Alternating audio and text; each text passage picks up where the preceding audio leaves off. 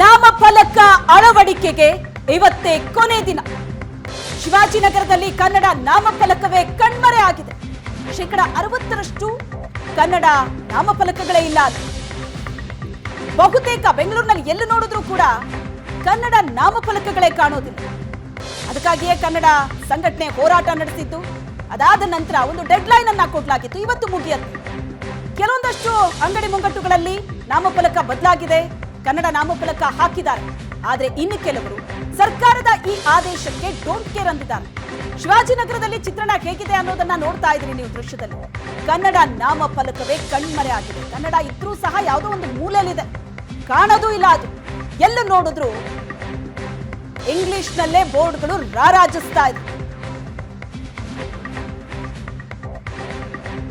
ಕನ್ನಡ ನಾಮಫಲಕಕ್ಕಾಗಿ ಒತ್ತಾಯಿಸಿ ಕರ್ನಾಟಕದಲ್ಲಿ ಬಹಳ ದೊಡ್ಡ ಹೋರಾಟ ನಡೆದಿತ್ತು. ಅದರಲ್ಲೂ ಕೂಡ ಬೆಂಗಳೂರಿನಲ್ಲಿ BBMP ಆದೇಶ 60%ರಷ್ಟು ಕನ್ನಡ ಬಳಕೆ ಇರಬೇಕು ಅನ್ನುವಂಥ ಒಂದು ಆದೇಶ ಇದ್ದರೂ ಕೂಡ ಅದು ಪಾಲನೆ ಆಗ್ತಾ ಇರಲಿಲ್ಲ. ಈ ಒಂದು ಹಿನ್ನೆಲೆಯಲ್ಲಿ ಪ್ರತಿಭಟನೆಯ ಬಳಿಕ ಫೆಬ್ರವರಿ 28ರವರೆಗೆ ಒಂದು ಡೇಟನ್ನು ಎಕ್ಸ್ಟೆಂಡ್ ಮಾಡಲಾಗಿತ್ತು. ಈ ಫೆಬ್ರವರಿ 28ರ ಒಳಗಡೆ ಎಲ್ಲ ಅಂಗಡಿಗಳಲ್ಲೂ ಕೂಡ ಕನ್ನಡ ನಾಮಫಲಕವನ್ನು 60% ಕನ್ನಡ ನಾಮಫಲಕವನ್ನು ಅಳವಡಿಸಬೇಕು ಅನ್ನುವಂಥ ಆದೇಶವನ್ನು BBMP ಹೊರಡಿಸಿತ್ತು.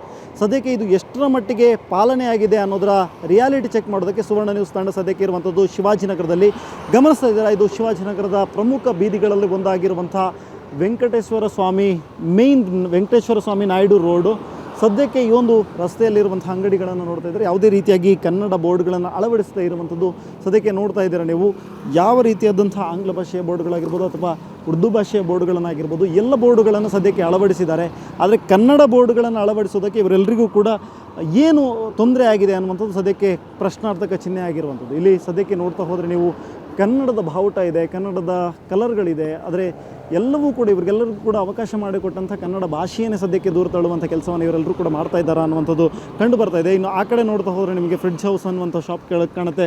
ಅಲ್ಲಿ ಬೋರ್ಡ್ ಕನ್ನಡದಲ್ಲಿ ಬೋರ್ಡ್ ಇದೆ, ಆದರೆ ಸಣ್ಣ ಮಟ್ಟಿನಲ್ಲಿದೆ. ಎಲ್ಲೋ ಒಂದು 30% ಪ್ರಮಾಣದಲ್ಲಿ ಕನ್ನಡ ಕಾಣಸಿಗುತ್ತೆ. ಆದರೆ 60% ಇರಬೇಕು ಅನ್ನುವಂಥ ಆದೇಶಕ್ಕೆ ಯಾವುದೇ ರೀತಿಯಾದಂಥ ಕಿಮ್ಮತ್ತನ್ನು ಸದ್ಯಕ್ಕೆ ಕೊಡ್ತಾ ಇಲ್ಲ. ಈ ಭಾಗದಲ್ಲಿ ಹೋದರೆ ಕೂಡ ನಮಗೆ ಇಂಗ್ಲೀಷ್ನಲ್ಲಿ ಆಂಗ್ಲ ಭಾಷೆಯಲ್ಲಿರುವಂಥ ಬೋರ್ಡ್ಗಳು ದೊಡ್ಡ ಪ್ರಮಾಣದಲ್ಲಿ ಕಾಣಸಿಗುತ್ತೆ.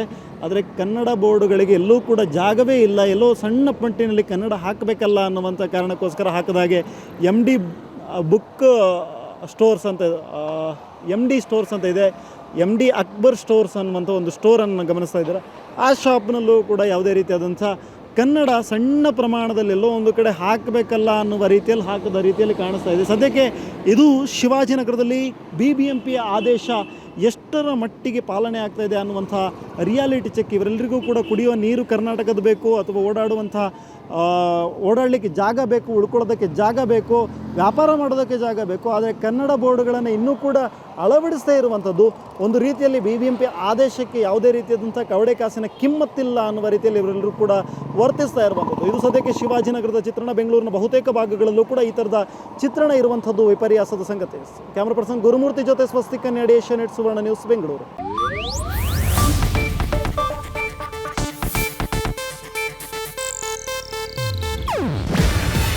ಇದು ಏಷ್ಯಾನೆಟ್ ನ್ಯೂಸ್ ನೆಟ್ವರ್ಕ್ ಪ್ರಸ್ತುತಿ.